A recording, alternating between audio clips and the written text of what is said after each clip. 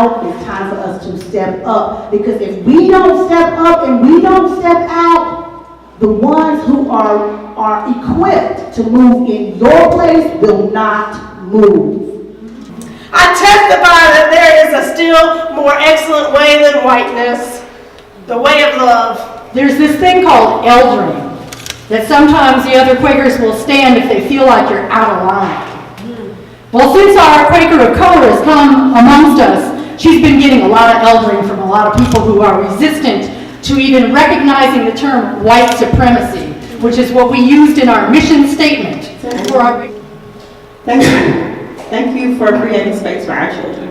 To Marsha, thank you for creating space for all of our children. Yes. All right.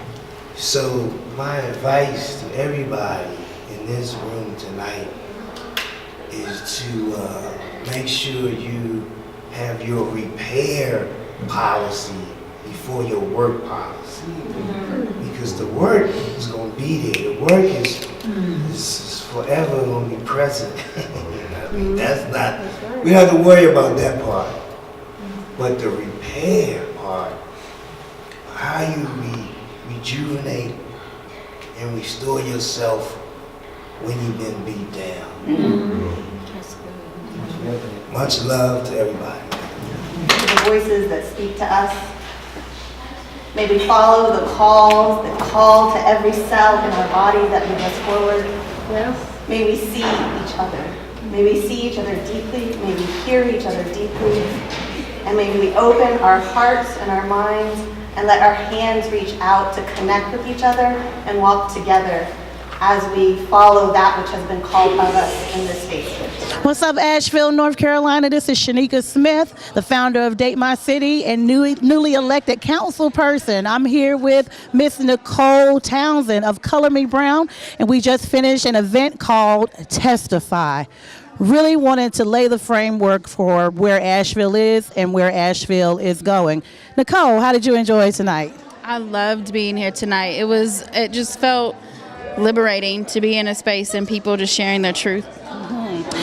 Nicole was able to give a stump speech or testimony tonight. Could you tell us a little bit about what you delivered and why you were inspired to give what you delivered? I'm always inspired by the people who came before me. I'm inspired by my family. I come from a family that was organizing in the South. I come from people that were organizing in Southeast Missouri, and I always have to lift them up no matter what space I'm in, and also do some foreshadowing of where we could go.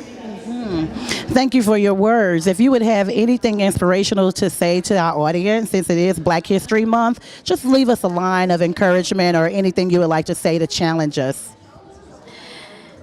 Ooh, to challenge. So a line of inspiration. We have persevered and we will always persevere. And for the challenge is to step out of our comfort zones and start dismantling more. Thank you, Nicole. All right, we're back with Miss Amy Cantrell, or Reverend Amy Cantrell. You were able to give your testimony on tonight. What did it remind you of? Well, this was a powerful night, and I tell everybody needs to either become a member of this church or have a dual membership, because what was powerful was people just speaking their raw truth and being able to inspire and heal and call the truth out when we need to call it out and do it together. And I was particularly reminded, and it was very special to me, of a church that I was really nurtured in, a church that was without a pastor when I was in seminary. Okay. They pastored me. They thought I was going there to pastor them, but Amistad United Church of Christ.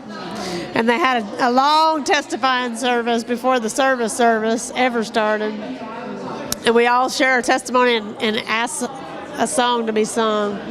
Talk a little bit more about your work with the homeless community, because a lot of times when we see homeless people, we don't actually know their stories. In Asheville, there is this misconception that people are career homeless individuals. Could you talk more about how testimony and stories have moved you to have empathy for the people that you serve and serve with? Absolutely. Most of the folks that are homeless on the streets of Asheville became homeless found themselves homeless because of economic circumstances. So these are not quote unquote career homeless people. These are local people that have been displaced by the housing crisis, by years of gentrification, by Jim Crow, by urban renewal, by all this history that, see, we don't know. And until we know that history, in fact, I learned about urban renewal through folks that came off the streets to live at Be Love with me, and we got to be family. They're auntie and uncle to my kids. I'm auntie to their kids now. And what I heard them talking about was their parents and grandparents who owned a house in Montford, in Stumptown. And I started thinking, well, how are y'all homeless in a generation or two? How did that happen? I'm scratching my head, and it sent me to the history books. That's what I learned about urban renewal, how I learned that African Americans had their houses stolen from them. And so, we have 30% of our homeless population is African American.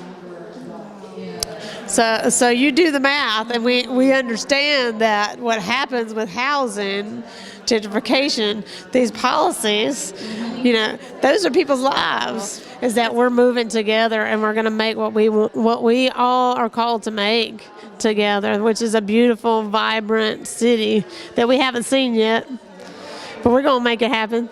We're going to make it happen. Thank you. This is Sheneika Smith reporting for JM Pro, and we'll see you at the next Testify event sponsored by Date My City.